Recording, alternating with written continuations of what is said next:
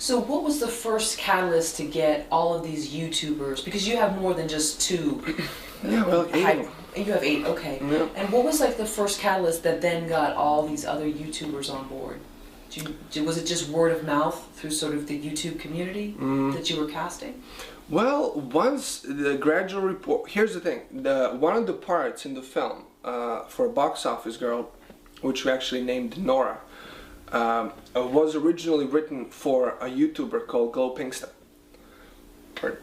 And she's one of the 2 people I wrote the parts for, like with them in mind. She was one of them, because my girlfriend was showing me these makeup tutorials and I saw this person. She was so funny and so talented. And actually I wrote a part. I hope we end up contacting that person on YouTube somehow at some point. And we did. She wanted to do it and she did it and she's great. So that's one of the 2 parts I've written for. The other one was part of this person they meet along the way, and he actually is the biggest actor in Serbia. He was actually the lead in the movie The One Palm d'Or '95, Underground by Kusturica.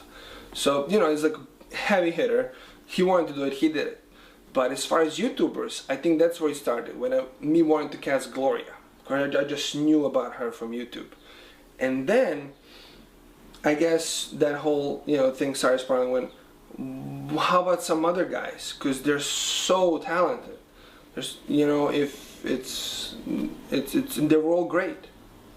Do you think a lot of independent filmmakers and also mainstream filmmakers realize that the power of the YouTube fans is there? And it seems like right now YouTube's sort of like the stepchild, the redheaded stepchild, and no one, you know. But I think there is such a power there. There's so much on YouTube. There's so much of a following. Do you think people are cognizant of that? You know, I don't know. You know, Hollywood has things in place, and I'm learning that, and it takes them a while to sort of, you know, unroot and pick up on whatever. In a lot of ways, and in other things, they're very progressive. So, as far as casting YouTubers, I honestly approach them as really talented actors, extremely talented actors, and then I wonder how come everybody else doesn't know about them. And then you realize that a good chunk of people do know about them, and they love watching them. But they're not just actors; they're content creators. That's what's so interesting. But it's called a new breed of an actor. Like, they're able to come up with their own stuff, write it, direct it, put it online, and attract the eyeballs, which is very different than just hitting auditions.